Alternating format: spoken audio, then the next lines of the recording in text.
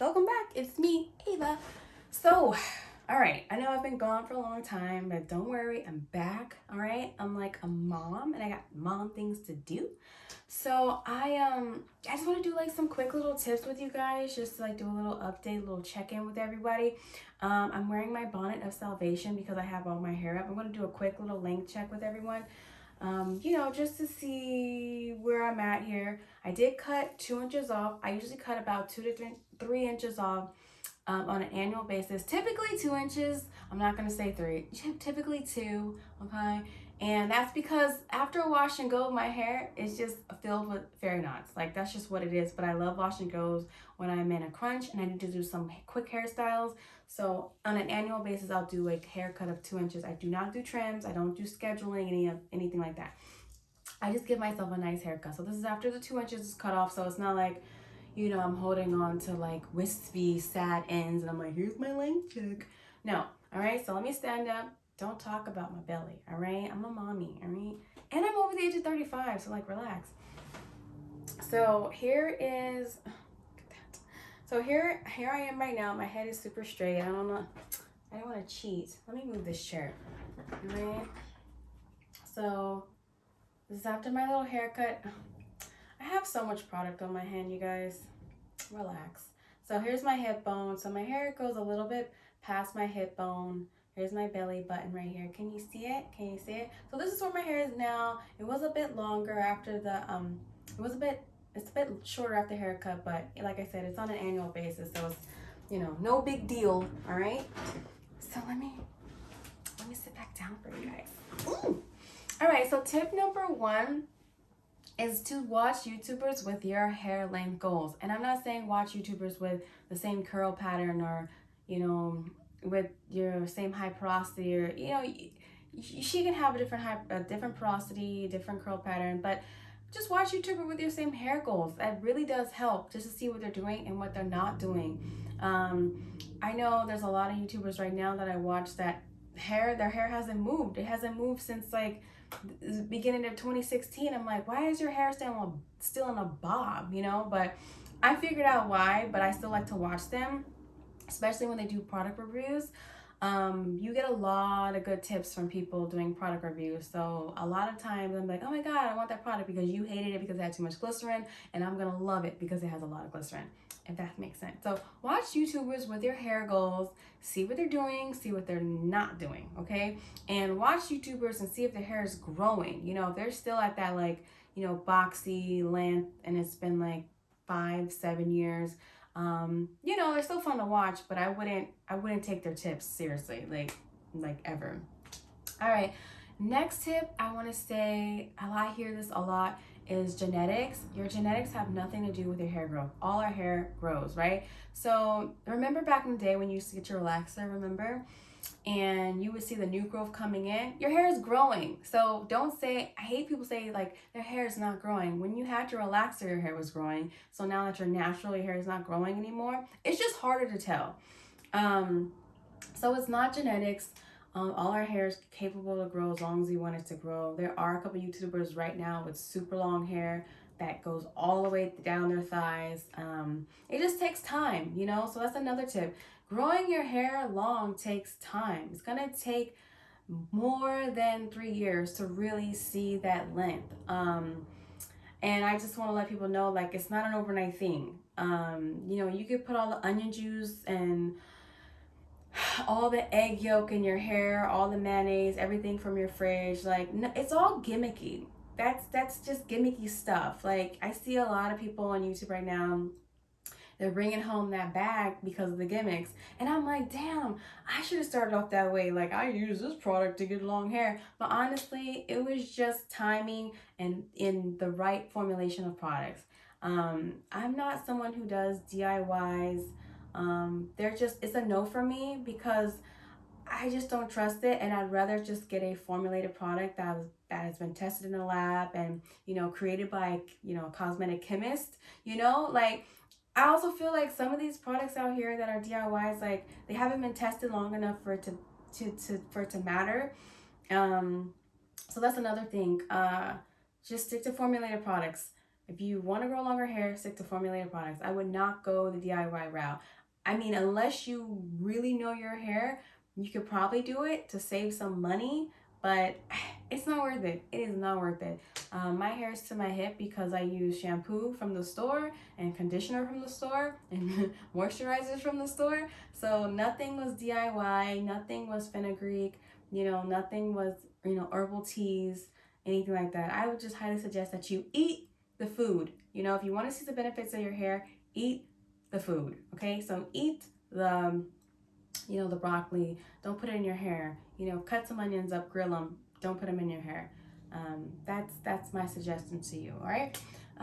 Next tip is to over moisturize your hair. I notice a lot of people under moisturize their hair like crazy. If your hair looks dry, it is dry. You hear a lot of people say, well, just because it looks dry doesn't mean it's dry. No, no, no, no, no, no, no. If it looks dry, it is dry. Period. Like, that's just what it is. Your hair looks dry as hell. It is dry as hell. Over moisturize your hair. Stop with these dime size amounts, y'all. Like, if you are paying 20 something dollars for an 8-ounce jar, you're trying to struggle to keep this together, that product is not for you. Go ahead and buy you some Cantu and slather your hair up with product, okay? Because if you are high porosity like me, your hair is going to dry up super fast. It's going to absorb moisture really quickly, and it's also going to let that moisture out extremely fast as well. So yeah, I don't know. This whole like small amounts and this a little bit goes a long way. Like, that is not real. That is not real. Maybe it applies to certain products like gels, but it doesn't apply for products like moisturizers. Like, you're better off over moisturizing your hair to see what happens. Like, just see what happens. Over moisturize your hair. See what happens. As far as, and I'm not saying like over moisturize your hair meaning, get high growth fatigue. I'm talking about put more product on your hair, right? And see what happens. I'm not saying sleep in a conditioning cap overnight. Like, don't do that. Don't overnight condition. Don't go to bed with wet hair. Which brings me to my next one, heat. I've already talked about this before. I don't use heat, but I have used heat when I needed to. So if I have to do my hair really late at night, and I would rather just blow dry it a bit and get the roots, and so there's no fungal infections because it's not that deep. And the blow dryer is not going to really damage your hair if you use it every now and then. If you temper the heat, you're not just on super high. But I only use heat if I need to, and that's typically if my hair is not dry by the time I go to bed. So that's another tip. Don't go to bed with wet hair because you can get some type of infection. Just keeping something saturated and wet, it just sounds nasty. But mildew, I don't know, gross. So yeah, my next tip, I don't really have them in order. I'm just kind of reading off my board and going back and forth, but everything's pretty much valuable information. Let's stop with the long hairstyles for like a whole week. Like,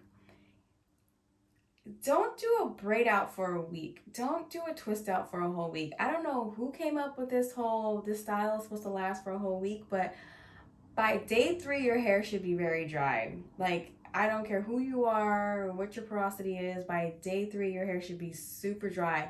And I'm talking about for those who like to wear twist outs, braid outs, and wash and goes, and you're trying to stretch it out for a whole 7 days. Please stop doing that if you want to retain length because your hair is super dry. That's a no-go. I would suggest that you redo the style about every 3 days or so, or just keep the style in the braids or twists. You're gonna retain moisture longer in braids or twists. But if you're just wearing your hair in a wash and go for a whole week and by Sunday, I don't understand that. Like, why do people want them, like, your styles to last that long? What's wrong with just refreshing your hair and starting over midweek? I know we're busy, but we're not that busy. Your hair is gonna be super dry, like, period, point blank and period. Yeah, let's stop doing that. The whole wash day thing, I don't understand too. That's my next tip. Let's stop with the wash days. Let's just start washing our hair when it's smelly and dirty. If I wash my hair on Saturday and I go out to the beach on Sunday and I run on Monday and I do X, Y, and Z with the kids, like, my hair is gonna stink by like Thursday, but it's like I can't wash it because it's not my wash day. You know, we have to really get out of the mind frame of having a wash day and just wash our hair when we need to wash our hair. And the more you wash your hair, the less tangled it should be because you're detangling before you're washing, or you may want to detangle after you wash. I do that a lot. Lately, I just been detangling my hair after I wash it because I've been washing my hair so much. It's like, you know what? My hair is not that tangled. I can easily just wash my hair and detangle it, after I wash it. The main thing is that my hair smells good, and if I have to wait the next day, I will. So that goes to my next point. There's really no order to it. Do what is healthy. The healthiest thing to do is to wash your hair, to make it smell good, to get the pollution off of it, to get the sweat, dirt, oil off your scalp. So let's just do the healthy thing first before we just start with the routine and the regimen. Like, we just have to start with the healthy thing first, okay?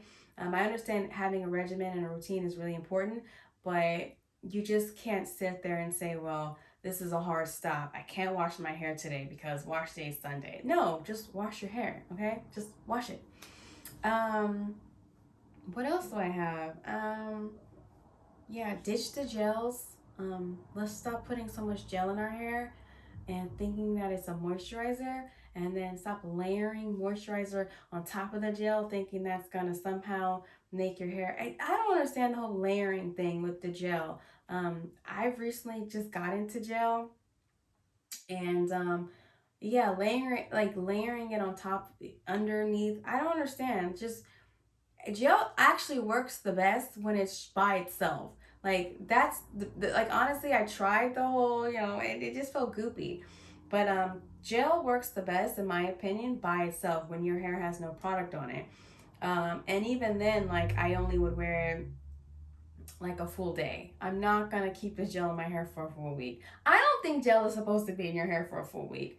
And it just makes your hair hard and it dries it out. And when you have hard, dry hair, that leads to breakage. So let's stop leaving gel in our hair for a full week. Let's stop leaving our gel in our hair for like 2 days. Just rinse it off. It's water soluble. It shouldn't be that hard. But we have to stop leaving gel in our hair for super long. I just started getting into gel. I never ever really cared for gel, but I tried like 2 gels and I really like this gel. And honestly, I'm not going to try any other gels because it's doing what I want it to do, which is, slicking my hair down and giving me that wash and go look, and I'm out the door. This is such a, I don't, the wash and goes for me are really fast. I don't sit there section by section, doing all that. I just kind of put the product in and I'm out the door. But I've been liking the gel because it's, I don't know, there's something about this gel. It makes my hair's never been shiny. Like, I don't have shiny hair, but this just makes everything faster.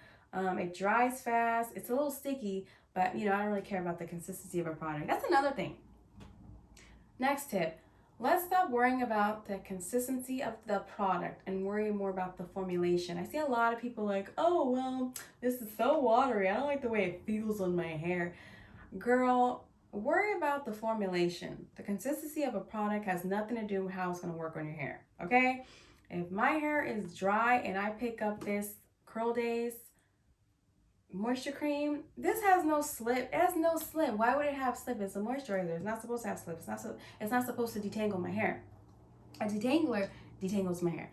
I detangle my hair with this leave-in, this Aunt Jackie's Quench leave-in. I love this as a detangler, but I don't leave it in my hair. I use it as a detangler because it has a lot of waxy, fatty alcohols, and those typically will dry out my hair, and it may be drying your hair out too.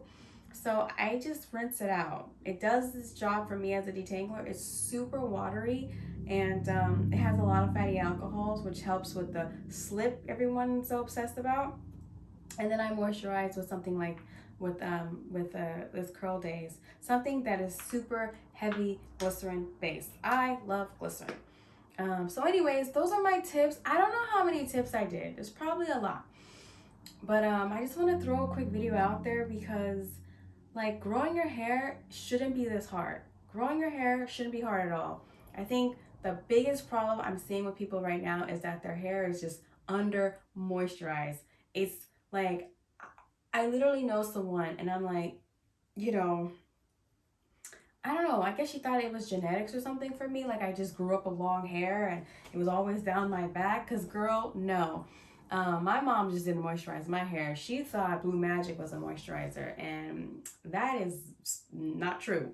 So I don't know. I look at her hair all the time, like, damn. I just want to put some something in it. So that's the biggest problem.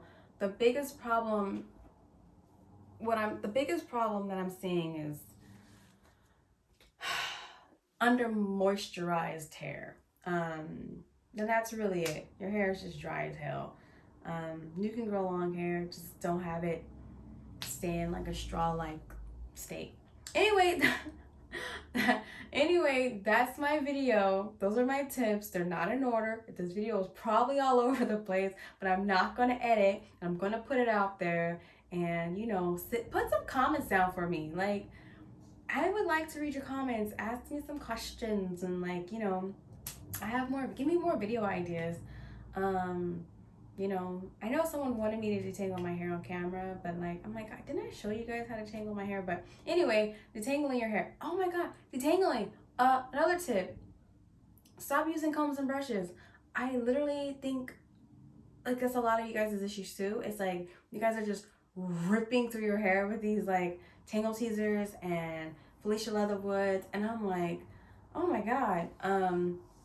I get breakage from detangling my hair with my fingers, so I can't even imagine like sitting there and just raking through my hair with a brush. Please learn your hair with your fingers first. If you're going to ever go back to a brush or a comb, understand how your hair gets tangled, understand what it's doing. Please stop using combs and brushes in your hair.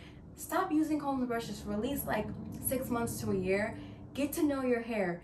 You really get to know your hair when you stop using combs and brushes. I promise you. And yes, your hair can get detangled completely without using a comb and a brush. There's lies out there saying, oh, women that finger detangle have matted hair, they have all this breakage, and you know their hair is still no. First of all, you're detangling very wrong if that's the case.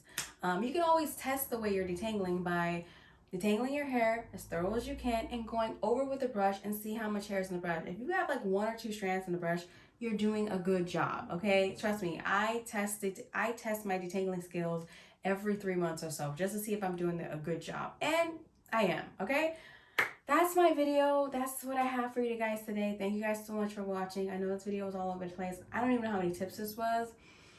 I don't even know what I'm going to title this video, but I have to put something out there because when your kids are taking a nap, you just have to take advantage of that time. All right? So anyways, have a good day. I will see you guys back again. I promise I won't wait too long. And I was glad I was able to do a length check with everyone. And I'm wearing my bonnet of salvation. And, you know, have a good day. Bye. Oh my God. And please subscribe to my channel. Like, I'm so excited about 400 subscribers. That's crazy. I started out with 0. So thank you, everybody. And please subscribe to my channel. There will be more of me. Thank you. Bye.